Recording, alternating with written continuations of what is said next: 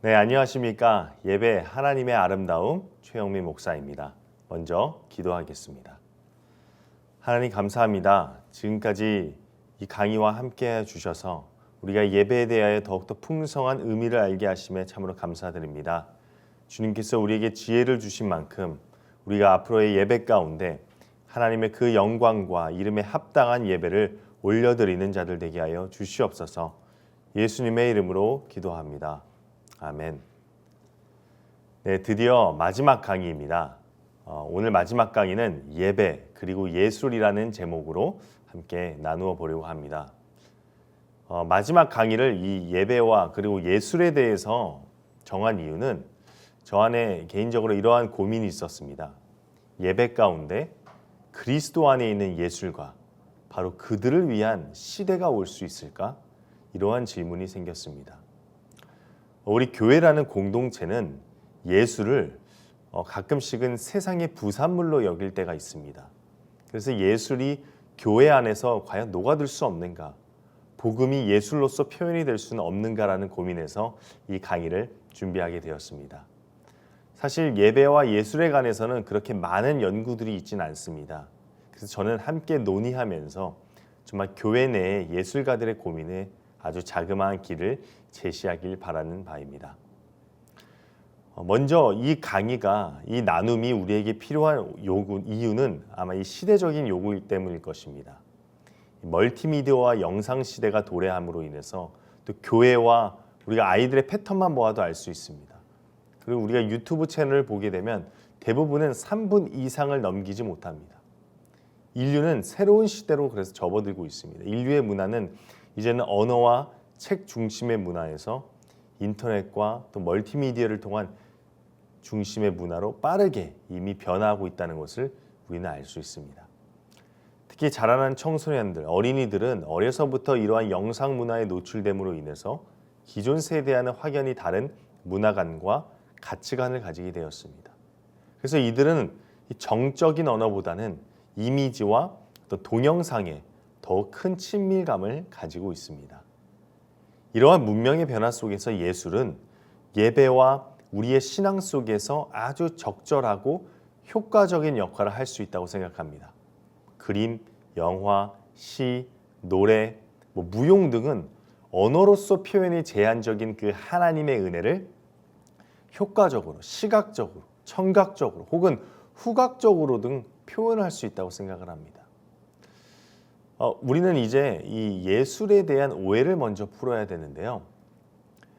교회의 역사와 함께 발전하여 온 이 예술, 이 미술사를 알기 위해서는 교회 미술사를 반드시 알아야 되는 것처럼 이 교회의 역사는 예술과 함께 발전했습니다. 그러나 우리가 알다시피 이 10계명 중에 제2계명에 대한 그릇된 이해, 성상 숭배와 또 어떤 그 파괴의 논쟁 등의 영향으로 교회 밖으로 예술이 점차 밀려나면서 교회 안에서 이 예술은 정당한 평가를 받지 못했습니다. 아직도 굉장히 그 보수적인 교회에서는 천상의 소리라고 불리는 이 오르간 외에는 그 어떤 것도 예배 때 연주할 수 없다는 점이 바로 이러한 예 중 하나죠.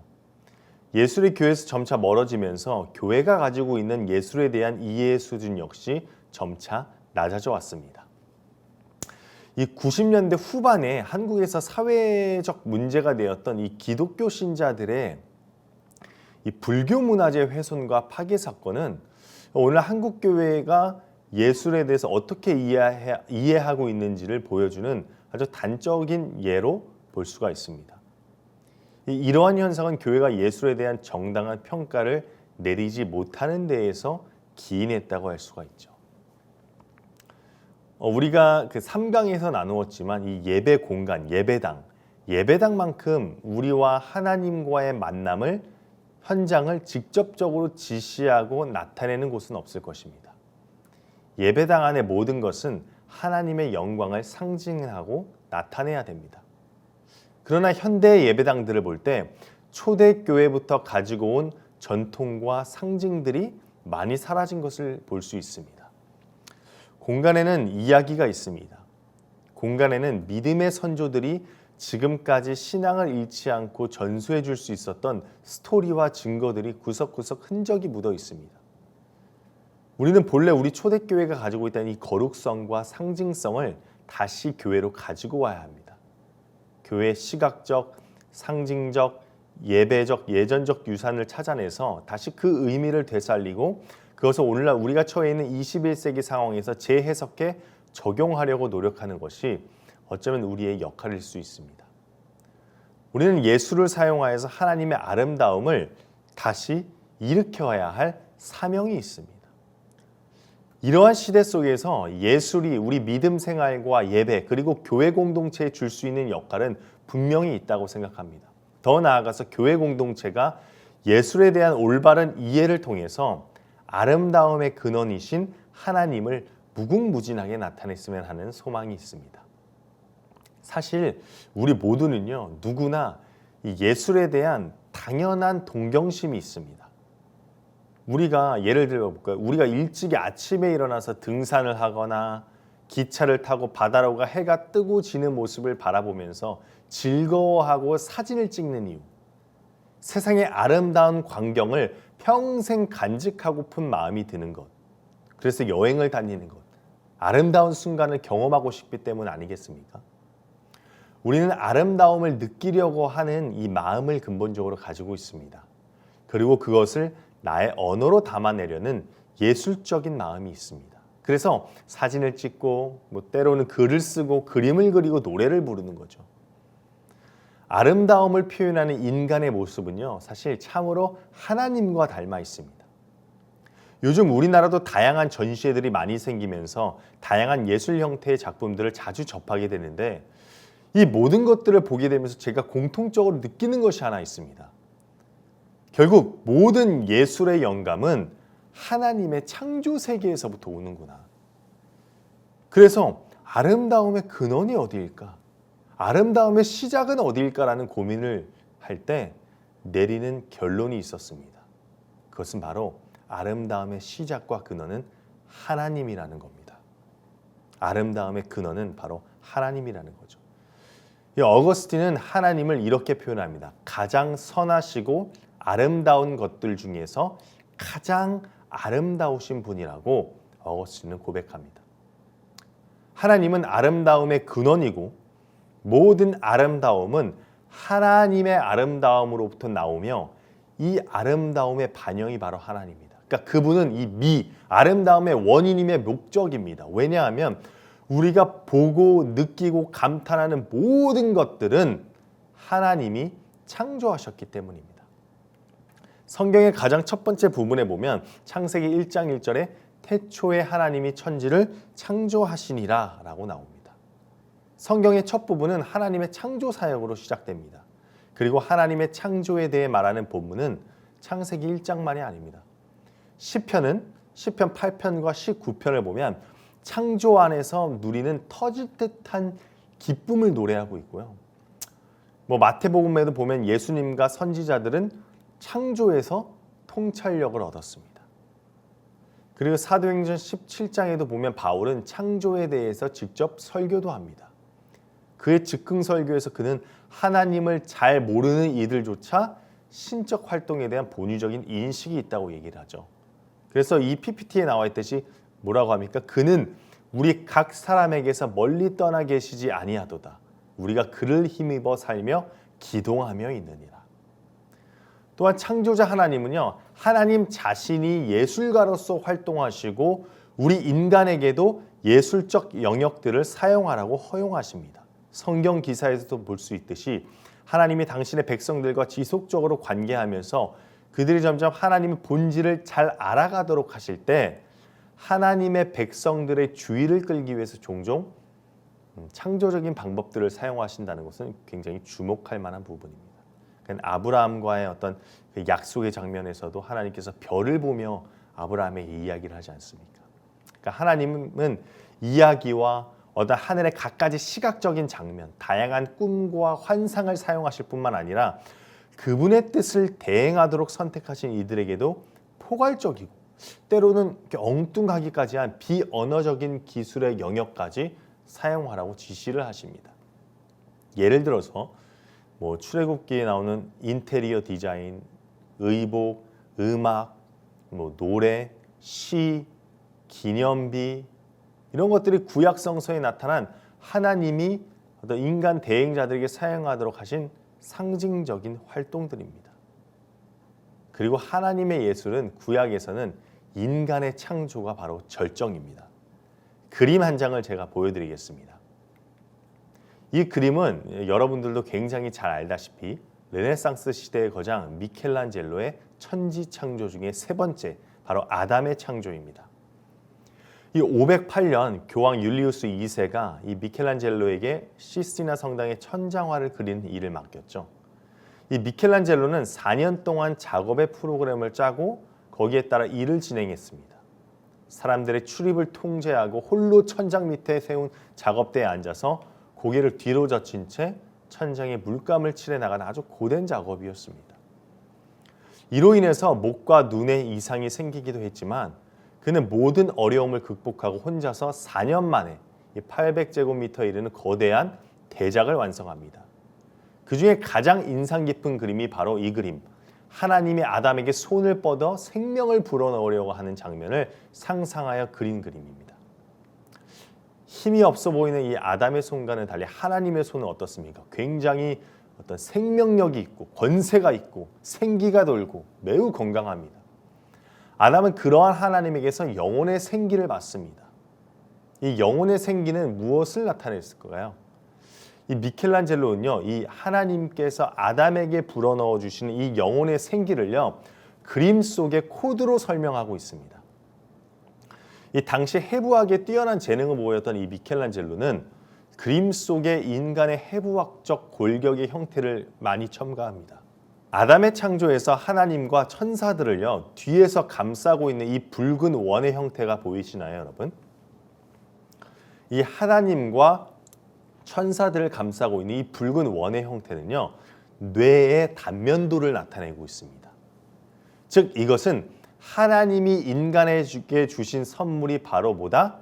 지능, 곧 하나님의 형상입니다. 하나님의 형상은 인간과 하나님 사이의 소통의 역할을 합니다.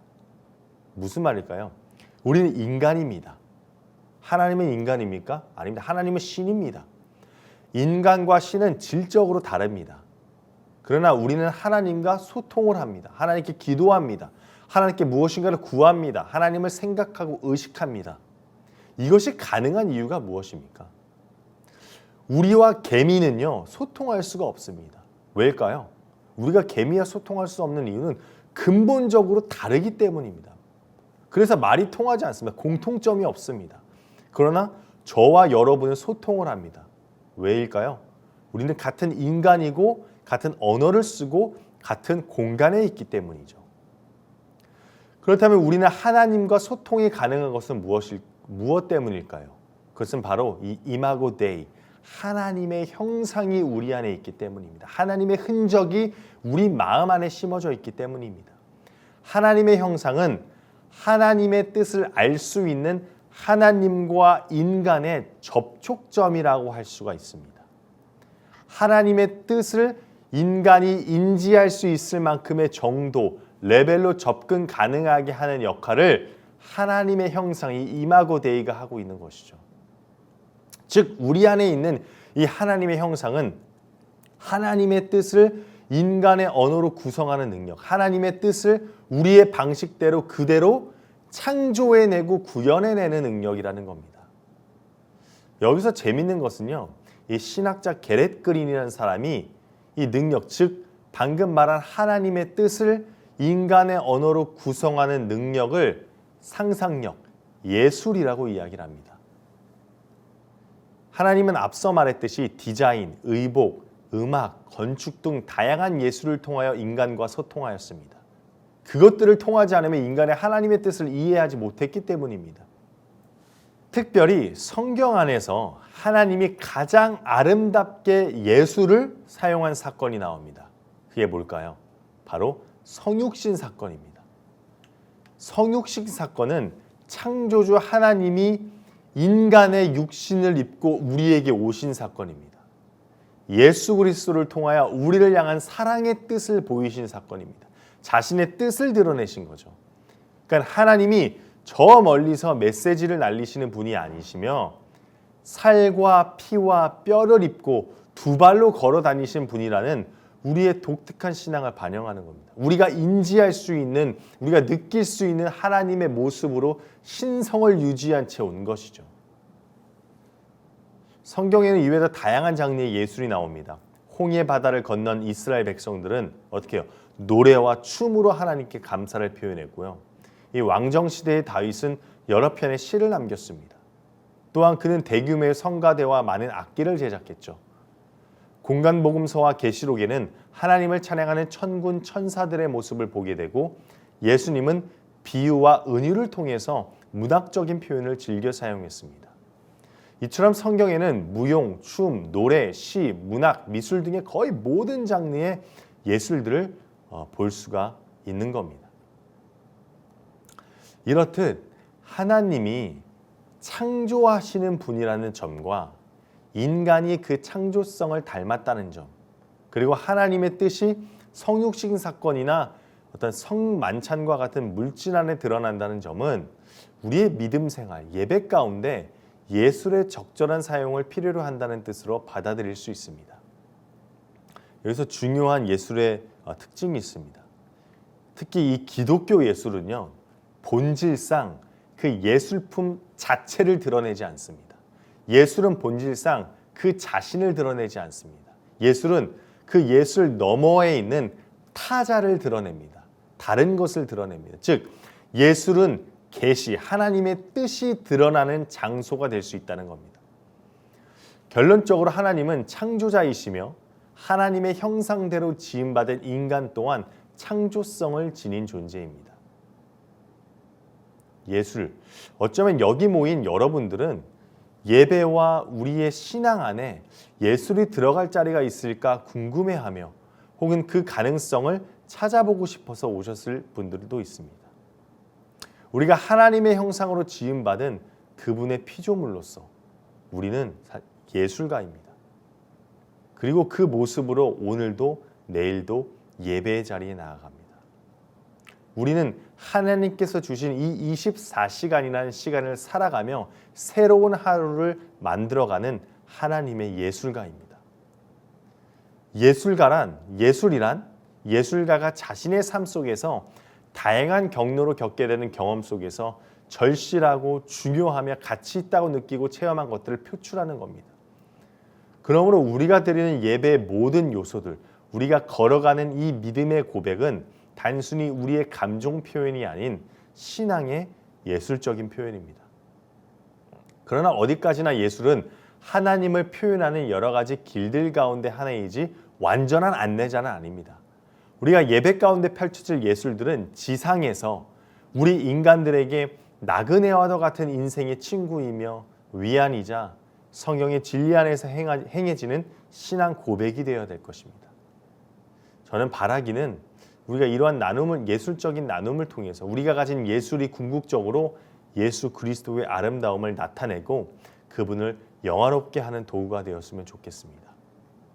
우리 안에는 하나님께서 주신 어마어마한 예술적인 달란트들이 있습니다. 그리고 그 달란트들은 우리가 예배 안에서 이것을 예술로서 사용되어질 때 더욱더 풍성한 예배를 드릴 수 있게 될 것입니다. 이렇게 화면이 사라지고 나타내지는 것 또한 하나님께서 무소부재하심을 나타내는 것 같은 하나의 표현이 될 수도 있겠죠.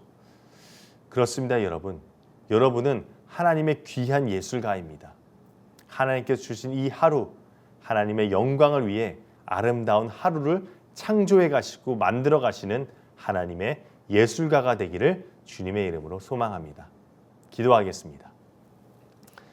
하나님 감사합니다. 하나님의 형상대로 창조된 우리가 하나님께서 허락하신 이 24시간의 시간 동안에 주님의 영광을 위해 아름다운 하루를 만들어가는 하나님의 예술가가 되길 원합니다. 무엇보다도 우리를 드러내는 것이 아니라 우리의 삶이라는 그 예술 너머에 있는 진리이신 하나님을 나타내게 하여 주시옵소서. 예수님의 이름으로 기도합니다. 아멘. 그동안 수고하셨습니다. 감사합니다.